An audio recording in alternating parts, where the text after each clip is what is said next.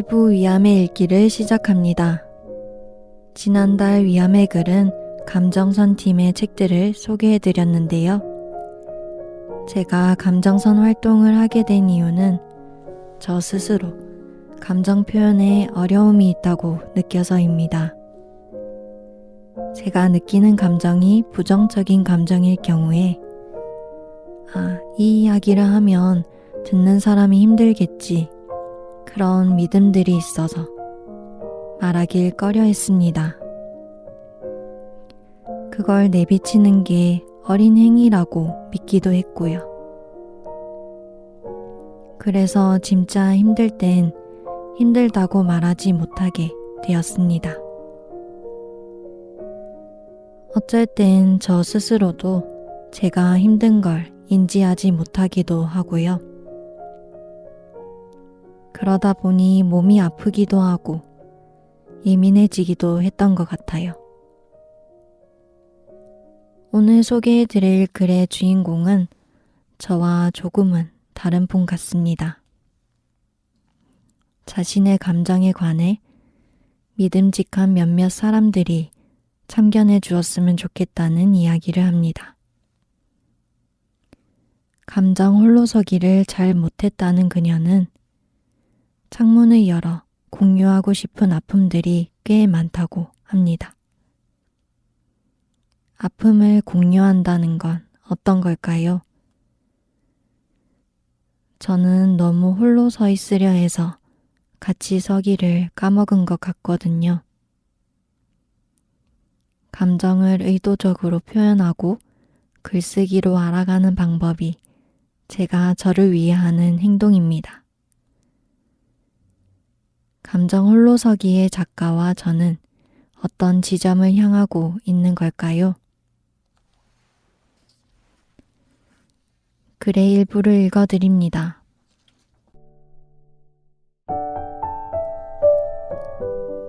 창문을 열어 공유하고 싶은 아픔들이 꽤 많아요. 하지만 아무리 문을 활짝 열어도 내 마음을 오롯이 내보일 순 없더라고요. 그럴 때마다 사랑을 심었던 것 같아요. 사랑할 땐 열심히 사랑하려 노력했어요. 하지만 사랑을 심은 자리에 자라난 건 떠도는 마음이었어요. 그렇다고 그 마음이 갈 곳 없는 건 아니에요. 제 마음이 떠도는 이유는 갈 곳이 많아서예요.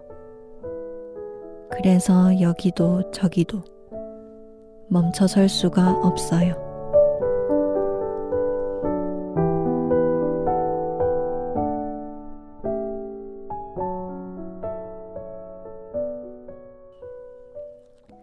저도 아직은 오롯이 제 아픔을 내보이기가 쉽지 않습니다. 왜 이렇게 된 것인지 몇 가지 추측은 되지만 글쎄요. 저자는 아픔을 공유하고 싶을 때마다 열심히 사랑하려 노력했다고 하는데 거기서 자라는 것이 떠도는 마음이었다는 점이 눈에 띄었습니다. 갈 곳이 없는 게 아니라 갈 곳이 많아서 떠도는 것을 멈출 수가 없다고요. 저는 힘들 때마다 꿈꾸고 일을 하였던 것 같아요. 제가 할 수 있는 일에 온 시간을 들이고 거기에서 어떤 의미를 찾으려고 했습니다. 그녀는 사랑을, 저는 일을 심었던 것 같습니다. 그리고 그녀처럼 저는 일을 하며 떠돌고 있는 저를 발견하였습니다. 떠도는 이유는 갈 곳이 많아서라는 글의 이야기처럼 저도 갈 곳이 더 많아졌던 것 같아요. 어느 한 곳에 머무를 수가 없었던 것 같아요. 어딜 가도 다 좋은 부분이 있었기 때문에 한 길을 택하기가 어려웠어요. 힘들면 더 일에 매달렸던 것 같습니다. 어릴 땐 공부에 매달렸던 것 같고요. 감정 홀로서기 속 그녀의 할머니가 이런 말을 해주셨다 합니다. 오래오래 건강하게 사랑받거라. 할머니께서 손녀를 아주 사랑하셨던 것 같아요. 먼저 가시는 길에 손녀가 못내 신경 쓰이셨나 싶기도 합니다. 흐려지는 기억들 속에서 작가는 할머니의 말을 이렇게 해석했습니다. 마음이 얼른 건강해져서 남한테 사랑받자.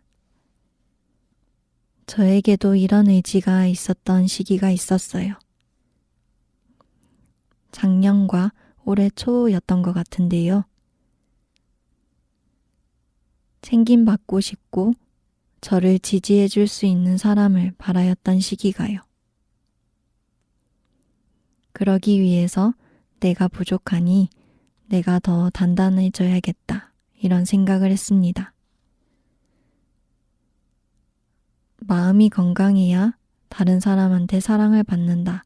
그런 전제가 있었던 듯한데요.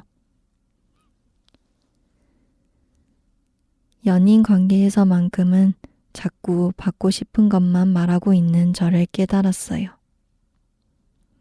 그런 사람이 보이지도 않았고요. 문득 그런 생각이 들었습니다. 내가 무엇을 줄 수 있는 사람인지는 보지 않고 이렇게 받기만 하려고 해도 될까? 아빠가 주는 사랑에도 불구하고 아빠에게 서운한 저를 보면서 특히나 그런 생각을 했습니다. 글의 후반부 이야기를 들려드립니다.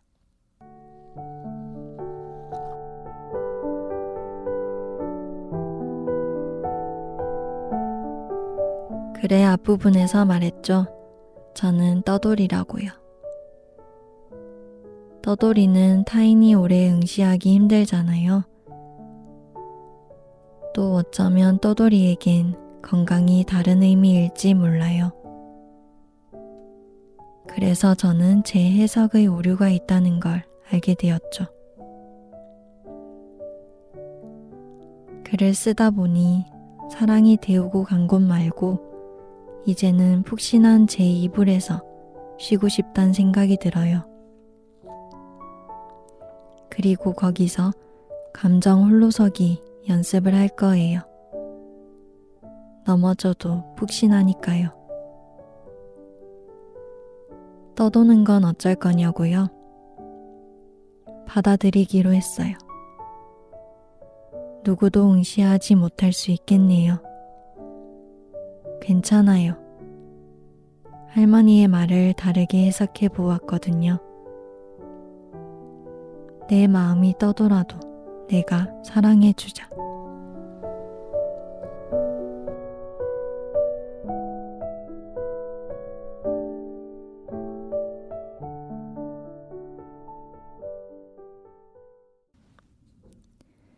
사랑이 데우고 간 곳 말고 나의 이불에서 쉬고 싶다는 말. 내 마음이 떠돌아도 내가 사랑해 주자는 말. 저랑 다른 지점에서 출발한 저자와 제가 가고자 하는 방향은 비슷하겠다는 생각이 들었습니다. 글을 쓰면서 그런 생각을 모른 척 했었던 것 같아요. 나의 이상형은 어쩌면 이상향이 되어야 할 것 같다는 생각이요. 누군가에게 받기보다는 누군가에게 줄 수 있는 사람. 그러기 위해서 무엇보다 자신을 위해 살아갈 수 있는 사람. 타인을 사랑하기 위해서 먼저 나를 사랑해야 한다는 건 전과 비슷하지만 그 맥락은 많이 다른 것 같아요. 나를 사랑하길, 나의 아픔을 스스로 공감할 수 있는 것, 그런 감정 홀로서기의 시간이 궁금합니다. 2부에서는 작가님을 모시고 이야기 나누겠습니다. 2부 위암의 대화를 시작하겠습니다. 위암에 대한 글을 쓰신 작가님과 함께 잘 지내는 것에 대한 이야기를 나눕니다. 오늘의 게스트 이은수 작가님을 소개합니다. 안녕하세요, 작가님. 인사 부탁드립니다. 안녕하세요. 반갑습니다. 저에 대한 이야기를 쓰면서 많이 치유받고 있고 글을 사랑하고 있는 이은수라고 합니다. 저는 어렸을 때부터 공상을 좋아했고 여전히 좋아하고 또 앞으로도 좋아할 것 같은 그런 사람입니다. 이루어지지 못할 것들을 머릿속으로 그려내기 좋아하고요. 때로는 그게 저를 아프게 하기도 하지만 글을 쓰기 위해서 어느 정도 아파야 한다면 그걸 감수할 필요가 있다고 저는 생각합니다. 그만큼 글을 사랑합니다. 글을 사랑하는 은수 작가님 반갑습니다. 이분은 작가님과의 대화를 통해서 나의 아픔에 대한 공감을 생각해 보려고 합니다. 책에 이런 문구가 있더라고요. 저는 제 감정에 관해 믿음직한 몇몇 사람들이 참견해 주었으면 해요. 창문을 열어 공유하고 싶은 아픔들이 꽤 많아요. 하지만 아무리 문을 활짝 열어도 내 아픔을 오롯이 내보일 순 없더라고요. 아픔을 타인에게 공유한다는 건 어떤 의미인지 궁금했어요. 어떻게 아픔을 내비치시는지도요. 제 감정을 제가 돌보지 못할 것 같을 때가 있거든요. 그때마다 드는 생각이 있어요. 누가 와서 컨트롤 해주면 좋겠다 싶은. 타인에게 공유한다는 것의 의미는 타인도 같이 아팠으면 하는 게 아니라 잠시만 내 아픔을 함께 통제해 주었으면 좋겠다. 그런 의미에서 쓴 것 같아요. 수업 듣다가 모르는 문제 생기면 선생님께서 도와주시잖아요. 근데 마음은 그런 게 아니니까 8살 때 제가 엄마와 헤어졌는데요. 그때 이후로 살기 위해 공상을 했던 것 같아요. 현실로부터 도피 같은 것 같아요. 지금 이렇게 글을 쓰며 살아가기까지 정말 오랜 시간이 걸렸고요. 그렇습니다. 아픔을 함께 통제해 줬으면 좋겠다는 말이 인상적인데요. 저에게 아픔을 공유하는 것은 무게를 같이 나눠 가진다는 의미, 조금은 같이 무거워진다는 뜻입니다. 저는 아플 때 과거에는 혼자 울고 좀 누워있는 시간을 가졌어요. 그리고 힘을 좀 찾으면 지금 할 일을 찾아서 시작하곤 했었는데요. 주변에서 제가 힘든 걸 알아채기는 했지만 가족이나 지인들에게 힘들다고 말로 내비치지는 못했던 것 같습니다. 다음 글에 대한 내용인데요. 글을 쓰다 보니 사랑이 데우고 간 곳 말고는 이제는 푹신한 이불에서 쉬고 싶다는 생각이 들어요. 그리고 거기서 감정 홀로서기 연습을 할 거예요. 라는 부분이 있었는데요. 이 내용의 숨은 이야기가 궁금해요. 푹신한 이불은 무엇을 의미하는 걸까요? 저의 안정이요. 이불을 스스로 깔듯이 저도 스스로 안정을 찾아보고 싶다는 생각이 들었고요. 제가 이룬 푹신함? 그런 것에 넘어지면 덜 아프지 않을까 생각이 들어서 그렇게 썼던 것 같아요. 제가 단단해지기 힘드니까 그런 생각을 한 게 아닐까 생각이 듭니다. 저는 듣다 보니까 단단해지는 것과 안정을 찾으려 하는 것이 비슷하게 들리기도 하는 것 같아요. 요즘은 어떠신가요? 감정 홀로서기 과정이 궁금합니다. 저를 예뻐해주는 시간을 많이 쓰는 것 같아요. 제가 잘할 수 있는 것들을 하고 또 이제 쉬는 날에 사람을 만나더라도 저를 환대해 줄 수 있는 그런 사람들을 만나는 데 시간을 써요. 제가 많이 웃을 수 있는 일들을 조금씩 찾는 거죠. 자신을 예뻐해 주는데 시간을 보낸다는 말 너무 좋은 것 같아요. 저는 저를 위해서 좀 잘 먹으려고 하는 편인데 웃을 수 있는 일들을 찾는다는 부분도 되게 인상적입니다. 저의 경우는 사람으로 인해서 어떤 힘듦이 있을 때는 그 사람에게 이야기를 하는 편인데요. 나의 부족함이나 스스로에게 못마땅한 것들에 대해서 힘든 경우가 좀 더 많은 것 같아요. 그럴 때는 같이 활동하는 친구들에게 가끔 이야기하기는 하는데 정말 힘들 때는 아직까지는 좀 더 잘 먹고 잘 자고 쉬려고 합니다. 글로 좀 더 힘듦을 유연하게 만든다는 점도 있는데 그게 올해 좀 더 달라진 점인 것 같습니다. 최근에 나의 감정을 돌봐준 때가 궁금해요. 어떤 감정과 아픔을 마주했는지. 저의 경우는 최근에 좀 전에 말씀드렸던 것처럼 저의 부족함을 마주하기가 싫은데 계속 마주해야 하는 상황들이 있었어요. 그래서 꽤 압박감이 있는 몇 주를 보내었는데요. 주저하기도 하고 피하고 싶기도 하고 그런 두려움이 있다는 걸 알아채기도 했습니다. 그런데 회피했던 그 과거의 나에 대한 안타까움들을 떠올리면서 그래도 해보자 라는 생각으로 계속 해나갔던 것 같아요. 불안한 공허함을 느꼈으나 다시 시작하는 그런 시기들이었습니다. 은수님은 어떠신가요? 네. 우선 작가님의 말을 듣고 작가님의 해보기로 했던 그 마음들이 잘 이어져 나갔으면 좋겠다는 생각이 들었고요. 저는 최근에 제 마음이 왔다 갔다를 많이 해가지고 힘들었던 것 같아요. 그만 좀 왔다 갔다 해라 싶을 정도로. 근데 최근에 한 프로그램에 참여를 했었거든요. 감정선이라는 팀의 위아맥을 원데이 클래스인데요. 제가 힘든 순간들을 거기서 마주해보고 또 이제 글로 소모되었던 감정들을 그곳에서 풀어나갔던 것 같아요. 그래서 되게 좋았어요. 영광입니다.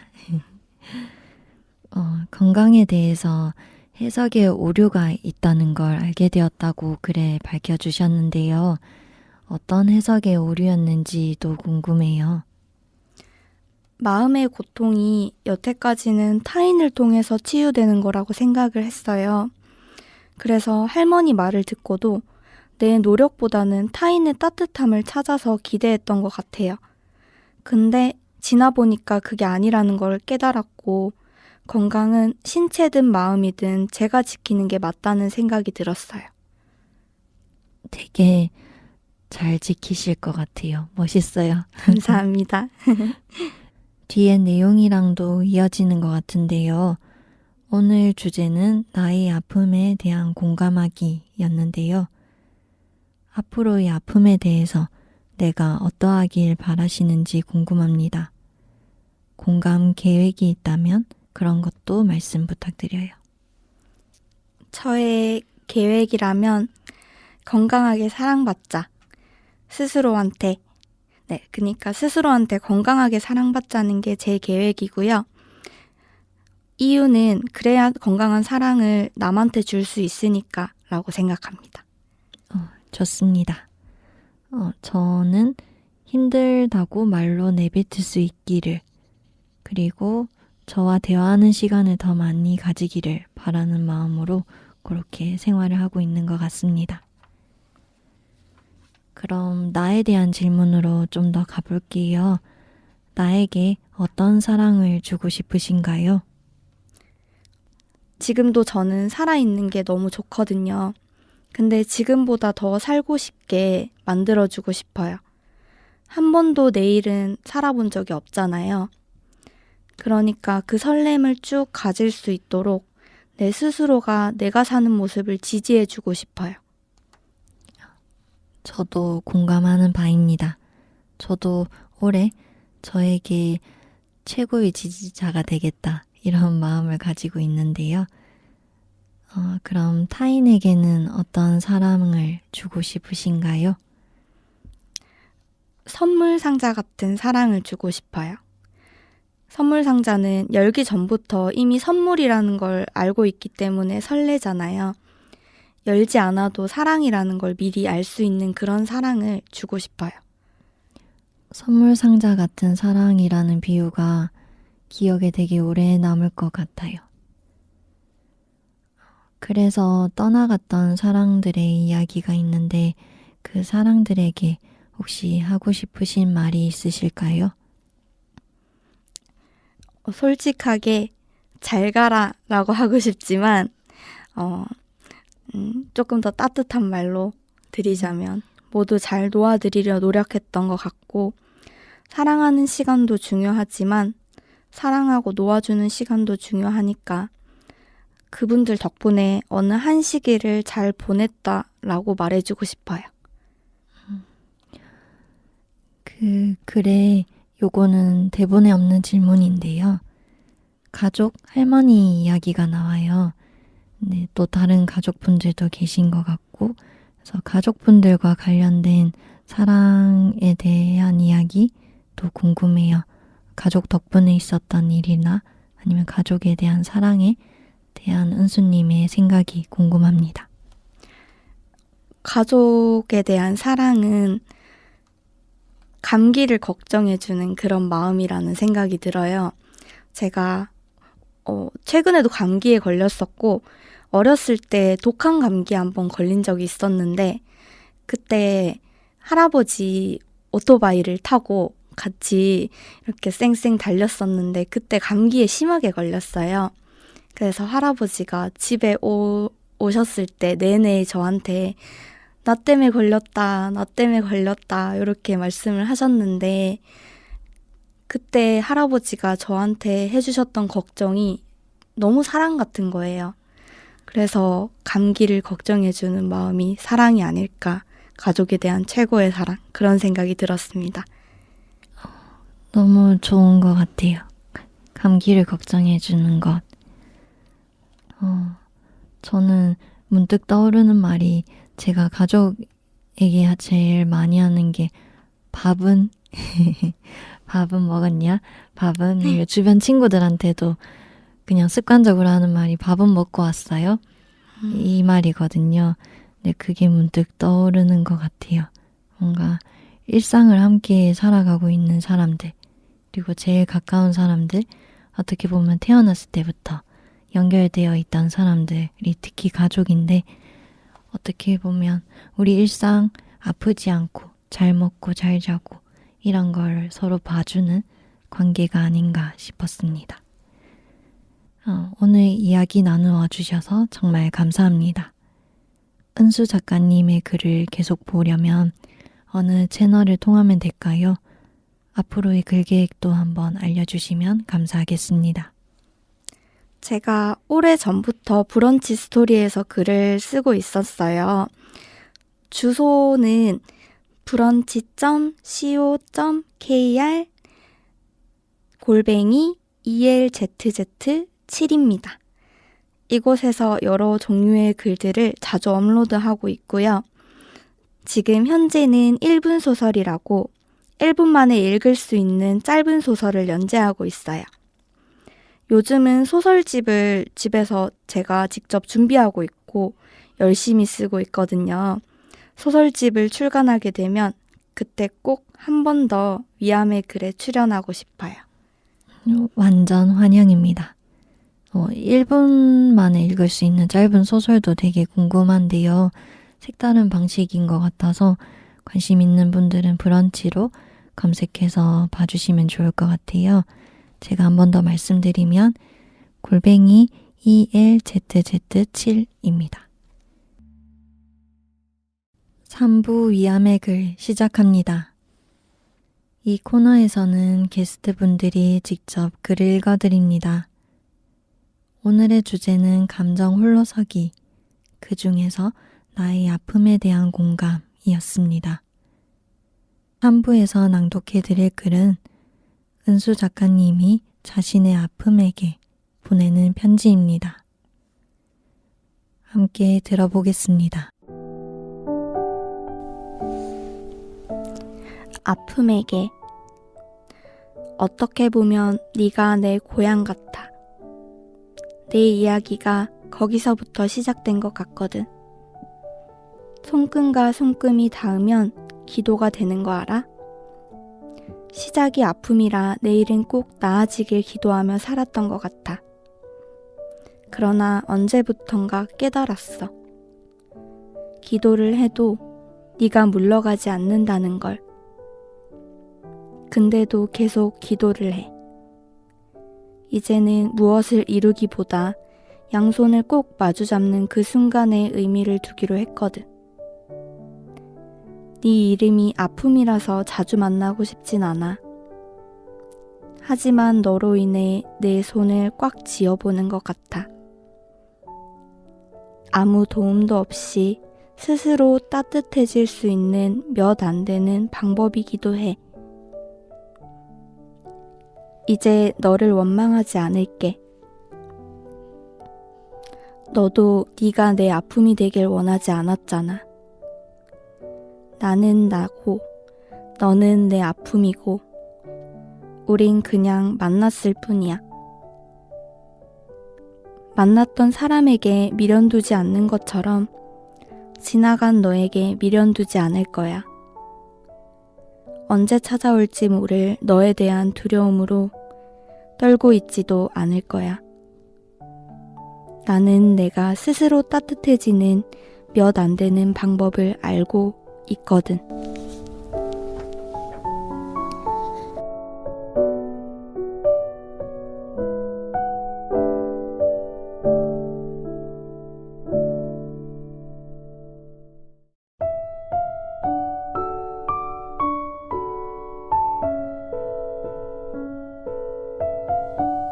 미암의 글 18을 마치려 합니다. 본 방송은 유튜브 채널 이상한 애에서 다시 들을 수 있습니다. 저는 진행자 최미나였고요. 여러분의 오늘도 스스로 사랑하는 시간 보내시길 바랍니다. 은수 작가님 인사로 마무리합니다.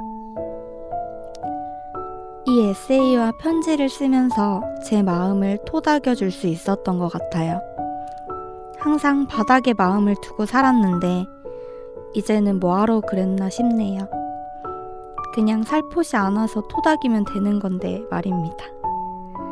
오늘 좋은 자리 불러주신 미나 작가님께도 너무 감사드리고 제 글을 누군가는 듣고 있을 거란 생각에 너무 설레었어요. 앞으로도 누군가의 위암의 글이 계속되었으면 좋겠고요. 마지막으로 좋은 시간 만들어주셔서 다시 한번 감사드립니다. 여러 번 감사하고 싶어요. 모두들 감사드립니다. 네, 감사합니다. 저도 나와주셔서 너무 감사하고요. 은수 작가님 제자분들에게도 한마디 인사해 주시면 좋을 것 같아서요. 잠깐 또 인사 부탁드립니다. 네, 제가 아이들의 글쓰기를 가르치고 있는데 아이들이 선생님 저희 얘기도 해주세요 해가지고 아이들이 듣고 있을지는 모르겠지만 너무너무 사랑하고 항상 표현해줘서 고맙고 앞으로 너네가 좋은 길만 걸었으면 좋겠다고 생각하는 선생님의 마음을 알아줬으면 좋겠어. 사랑해. 네, 라디오를 듣고 계신 분들, 듣지 않고 계신 분들 모두 오늘도 평안한 하루 보내시길 바랍니다. 다음 달에 또 만나요.